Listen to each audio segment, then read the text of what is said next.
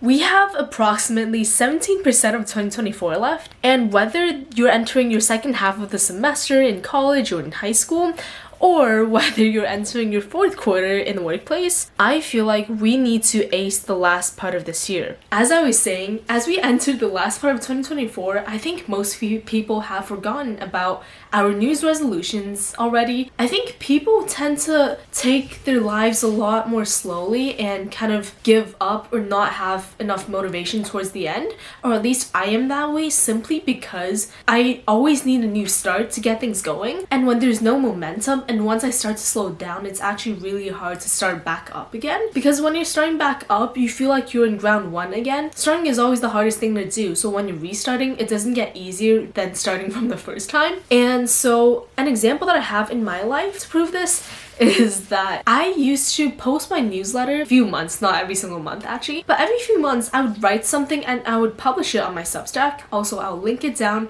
for you to check it out, only if you want to. But since I stopped since March, that was when I last posted this 2-minute read that people can read of what I wrote about this challenge that I was currently experiencing. Right after that, I don't think I've ever posted again.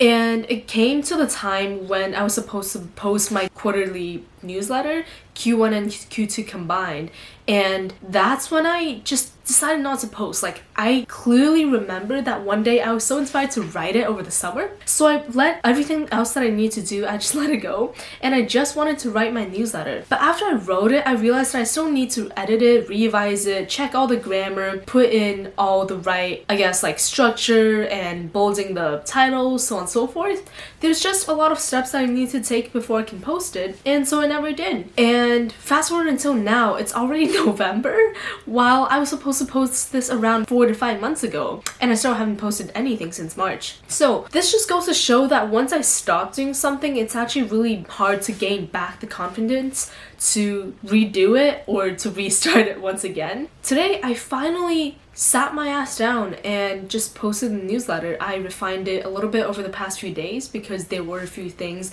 that I need to finish off for it to be complete, and I actually almost lost my Substack account because I registered with this email that I always use, but then the link for authentication was just simply not working, and even if I wanted to restart or reset my password, I would still need to click on a link using the same email, but none of the emails got sent to me until the very next day.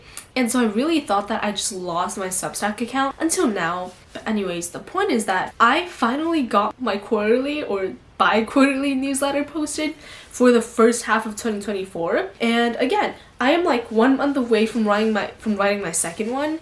But sometimes that's life. It is better late than never. I think it's something for us to all acknowledge that we're not perfect humans. Sometimes there's only so much discipline that we can use within our lives. And so sometimes if you focus on one area, we just simply cannot have the capacity to apply that discipline to all different areas, like sleeping early, working out, reading a book every day, trying to meditate, trying to go on half marathon runs, and trying to write a newsletter, trying to read a lot of newsletters, and I don't even know, so on and so forth. There's countless tasks that require our attention, but sometimes we simply can't give it all.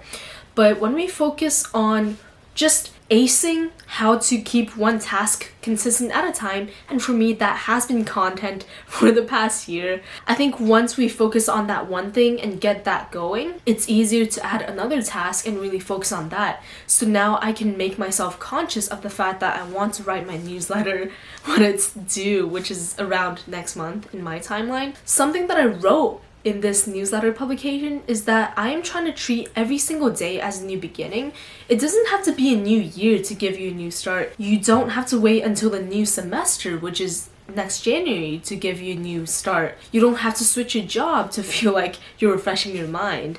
But all you gotta do is that if you break it down into smaller time periods and smaller units, if you treat every single day as a new beginning, today is an opportunity for you to make whatever you do big. Today is an opportunity for you to develop yourself further. And if you think about it, you get that chance every single day. I've been reflecting a lot on, I guess, just general life shit recently. I've been feeling a lot more grateful for having what I have, and I repeat this so many times on this channel, it's not even funny, but I think tomorrow is not guaranteed, and I've seen a lot of examples that are close to me that have proven this point. And so all we have is today to make ourselves the greatest version of ourselves and to challenge ourselves with the next hardest task. So I don't want to have a lot of things and expect myself to do it tomorrow, because you never know what you need to do tomorrow. You never know what happens tomorrow. Yeah, so that's what I think when I think of all these